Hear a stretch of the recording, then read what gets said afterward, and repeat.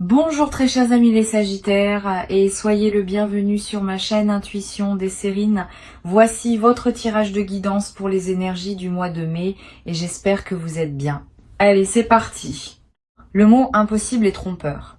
Il fait croire qu'il existe une catégorie objective de choses qui ne peuvent jamais arriver. En réalité, la quasi-totalité de ce qu'on appelle impossible dans une vie humaine est en fait du non encore arrivé. Ce sont deux choses très différentes.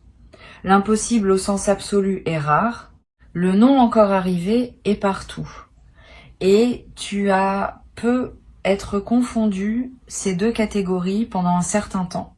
Tu peux être classé dans la catégorie impossible des choses qui appartenaient simplement à la catégorie pas encore. Cette confusion t'a coûté quelque chose. Elle t'a fait renoncer à des espoirs qui méritaient d'être maintenus. Aujourd'hui, ce qui s'apprête à se manifester pour toi appartient précisément à cette zone de ce que tu avais classé comme impossible. Et tu vas découvrir par expérience directe que la catégorie impossible était plus poreuse que tu ne le pensais. Je veux commencer par te parler de la manière dont les choses passent de la catégorie impossible à la catégorie possible dans une vie humaine. Le passage ne se fait jamais brutalement de l'extérieur. Il se prépare toujours par un travail intérieur préalable. Quelque chose en toi doit s'autoriser à reconsidérer ce que tu avais figé. Quelque chose doit accepter de rouvrir un dossier que tu avais fermé. Cette ouverture intérieure peut être très subtile. Elle peut se produire sans que tu en aies pleinement conscience. Tu te surprends à imaginer à nouveau quelque chose que tu avais cessé d'imaginer. Tu te surprends à laisser passer une pensée que tu aurais étouffée auparavant. Tu te surprends à ressentir un élan que tu aurais immédiatement contenu.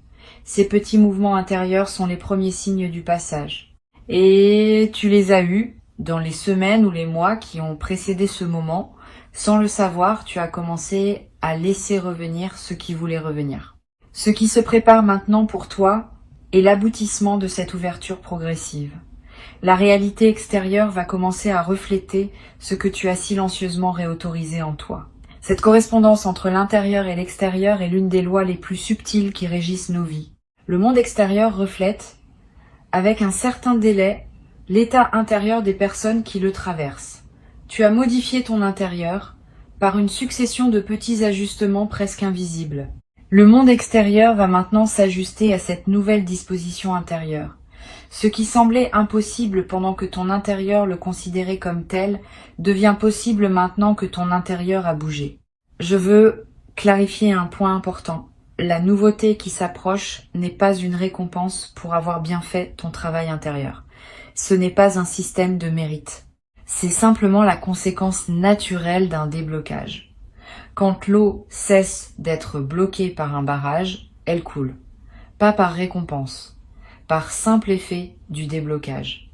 Toi, tu as enlevé certains barrages intérieurs qui empêchaient certaines choses de couler dans ta vie. Maintenant, ces choses coulent. C'est aussi mécanique que cela, à un certain niveau. Et cette compréhension peut t'aider à habiter ce qui arrive sans culpabilité, sans étonnement excessif, sans avoir à te demander si tu mérites vraiment ce que tu reçois. Tu reçois parce que tu as débloqué. Et ce déblocage est lui-même le résultat de tout le travail invisible que tu as accompli. Ici, sur Intuition des Sirènes, je veux te parler du moment précis où tu vas comprendre que l'impossible est en train de se réaliser. Ce moment n'est pas spectaculaire en surface. Il prend souvent la forme d'une simple constatation, d'une évidence tranquille qui s'installe en toi. Tu sauras peu être en train de faire quelque chose d'ordinaire, et soudain tu te diras, c'est en train d'arriver. Pas avec des trompettes, pas avec des éclairs, avec une certitude calme qui s'impose sans qu'aucune démonstration ne soit nécessaire. Cette certitude calme est la signature des vraies réalisations. Elle se distingue clairement de l'excitation passagère ou de l'illusion ponctuelle. Elle est faite de la consistance qu'a la réalité quand elle s'installe. Tu vas tester cette certitude au début, par réflexe de prudence. Tu vas te demander si tu n'es pas en train de te raconter une histoire. Si tu n'es pas en train de te projeter sur ce qui se passe, une signification qu'il n'a peut être pas. Cette mise à l'épreuve est saine. Permets-toi de la faire. Examine ce qui te conduit à penser que l'impossible se réalise. Vérifie les indices. croise les confirmations. Cette vérification ne va pas dissoudre la certitude, parce qu'elle est fondée. Au contraire, elle va la consolider. À la fin de ton examen, tu seras encore plus sûr qu'au début que ce qui se passe est réel. Et cette consolidation par la vérification donne à ta certitude une qualité différente de celle qui serait simplement reçue sans examen.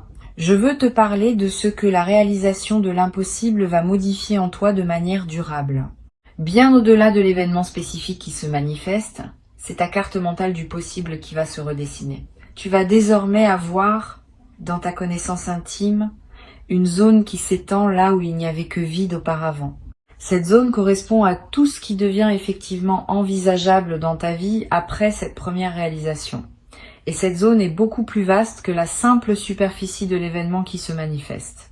Une seule réalisation impossible débloque tout un territoire de possibilités adjacentes. Tu vas commencer à oser imaginer des choses dans des domaines qui semblaient n'avoir aucun rapport avec la réalisation initiale. Cet effet d'expansion est l'une des conséquences les plus précieuses des premières percées dans le territoire de l'impossible. Sur intuition des sirènes, je tiens à préciser que cette expansion ne signifie pas que tout devient possible d'un coup. Certaines choses restent dans la catégorie pas encore et certaines autres restent peu être dans la catégorie impossible au sens vrai, mais la frontière entre ces catégories devient plus mobile.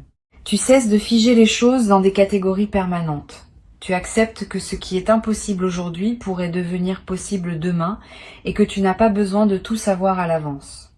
Cette plasticité de ta vision du possible est elle-même un cadeau durable. Elle te garde ouvert à des opportunités que les personnes plus rigides dans leur vision ratent systématiquement.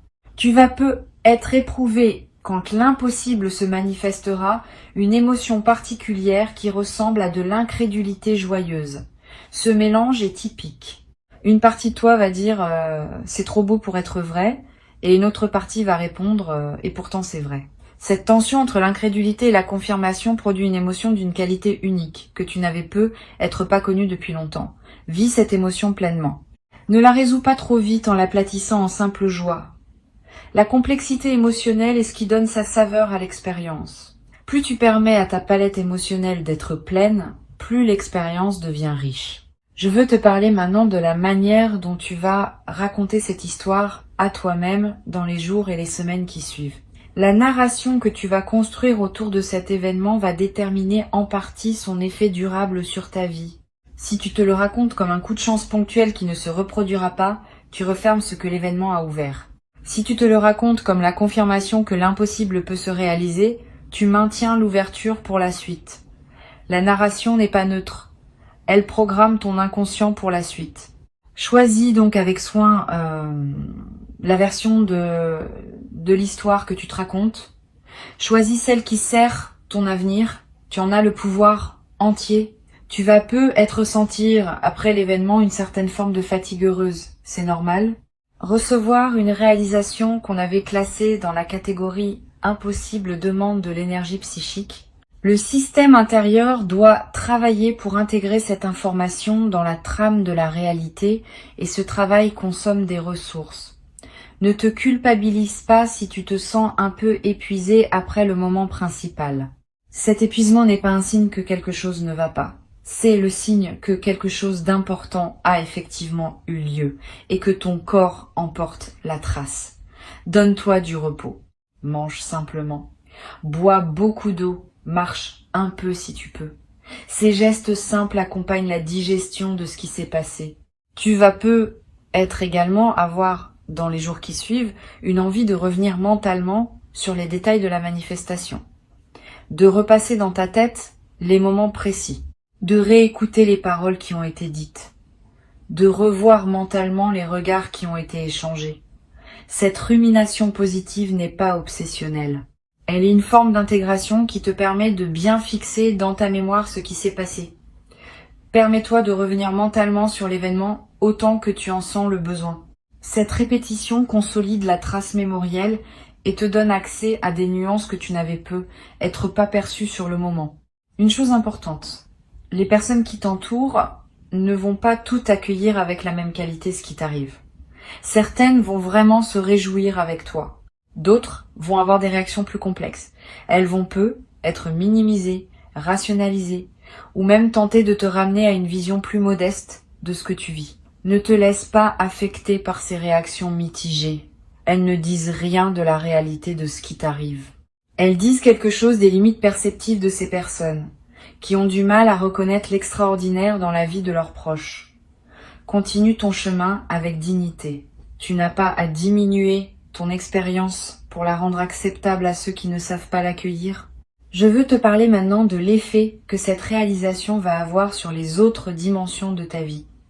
Pas seulement sur le domaine spécifique où l'impossible se manifeste, plus globalement. Tu vas remarquer que d'autres aspects de ton existence commencent à bouger en réponse.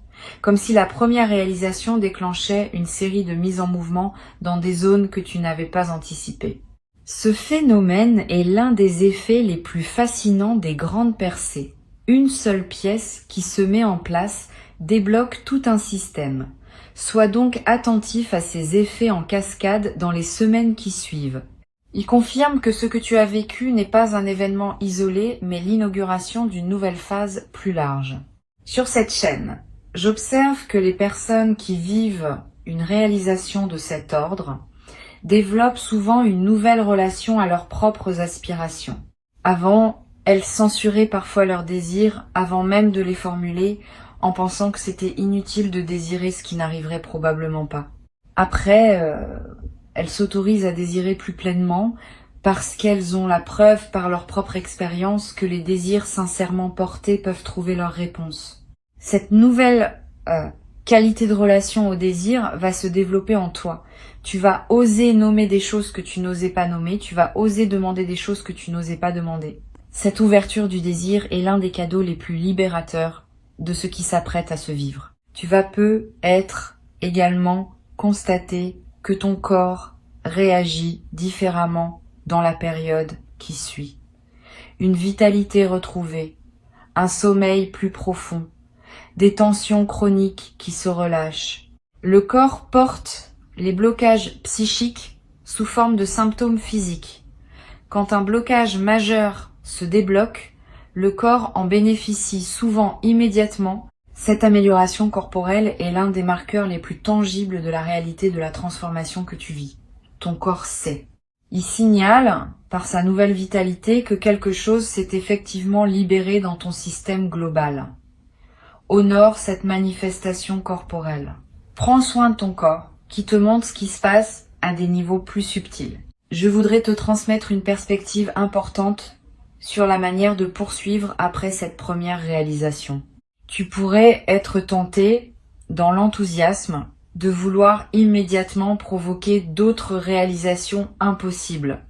Cette tentation est compréhensible, mais peut être contre-productive. Les réalisations véritables ont leur propre rythme. Elles ne se forcent pas en série.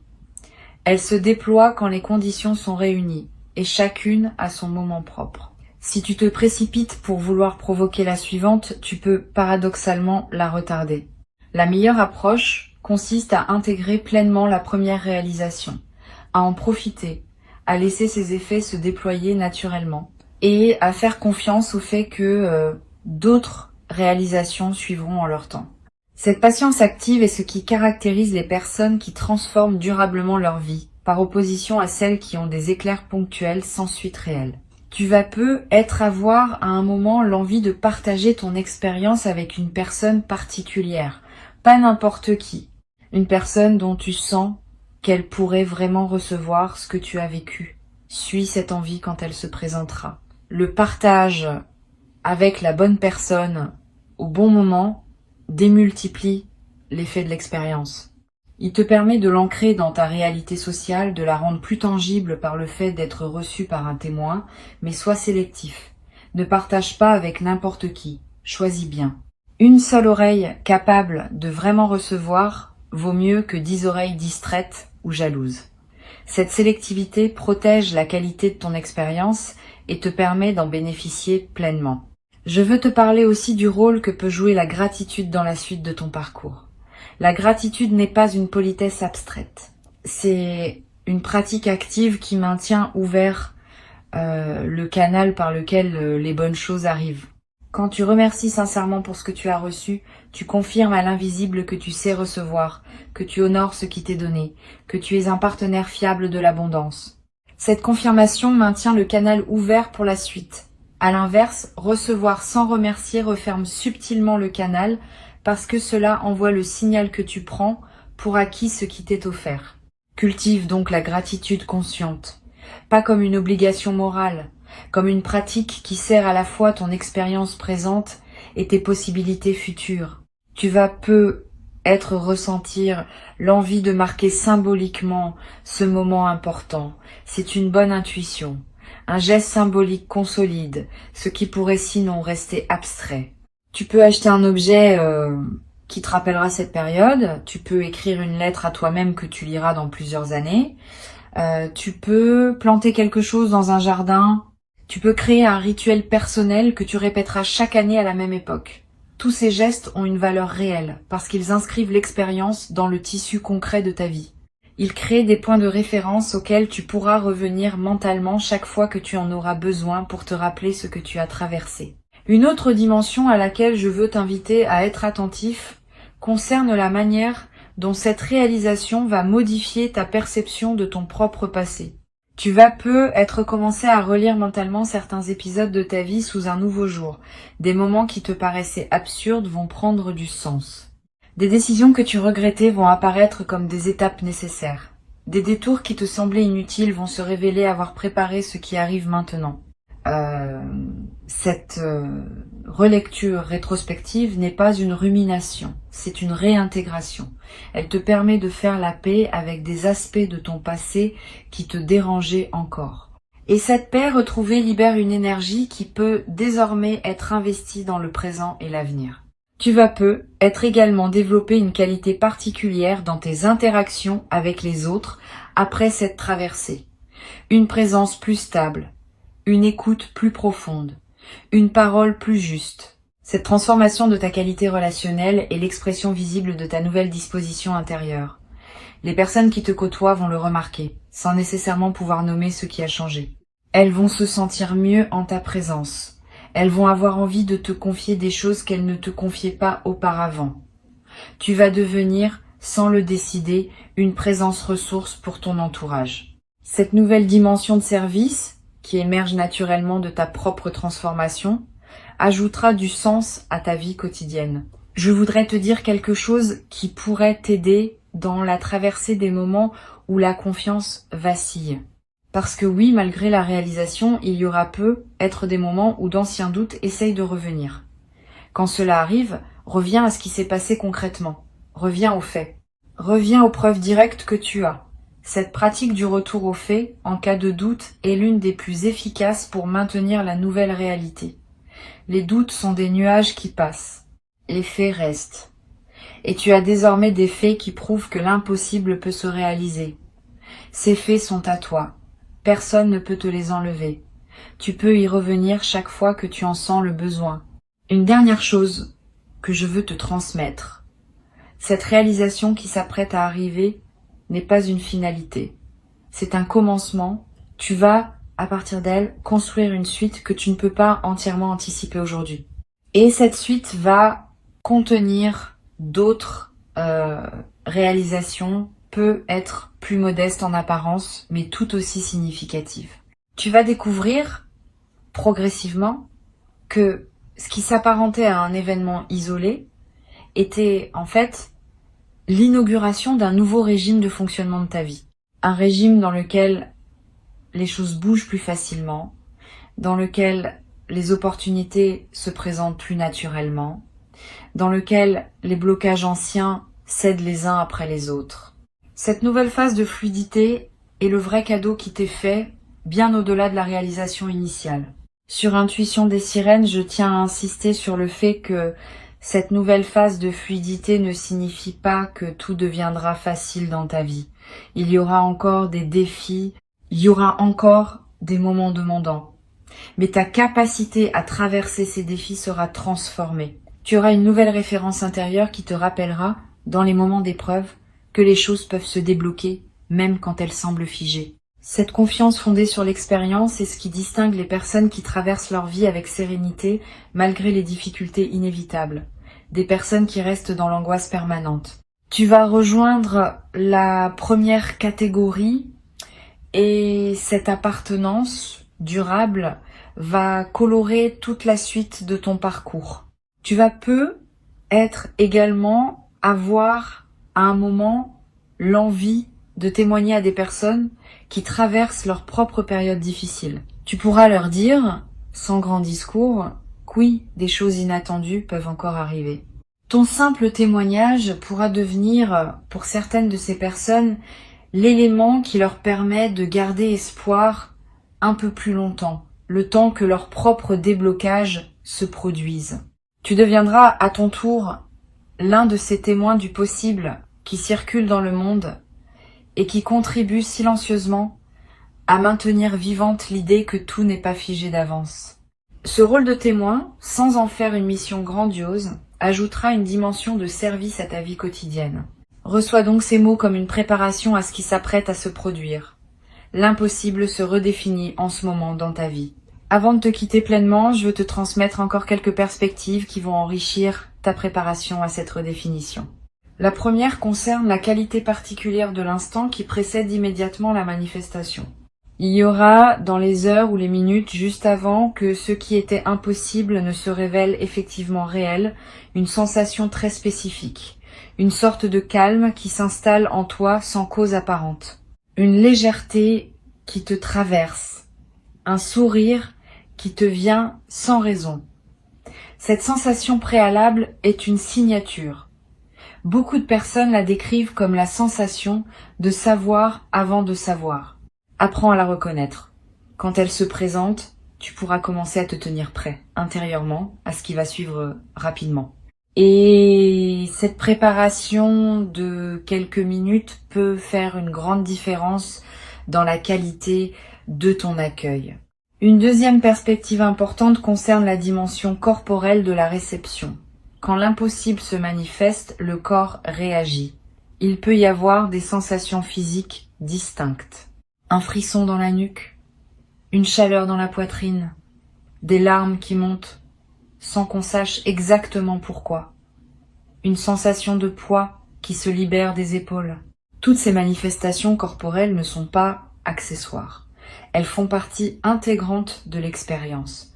Elles confirment à un niveau qui ne peut pas mentir la réalité de ce qui se passe.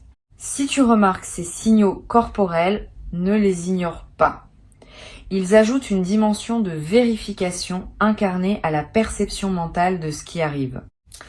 Tu vas avoir, dans la période qui suit, une sensation d'être un peu décalé par rapport à ton ancien quotidien. Tu vas continuer à faire les mêmes choses, voir les mêmes personnes, parcourir les mêmes lieux, et pourtant, tout cela aura une saveur subtilement différente. Ce décalage est typique des phases qui suivent une réalisation majeure.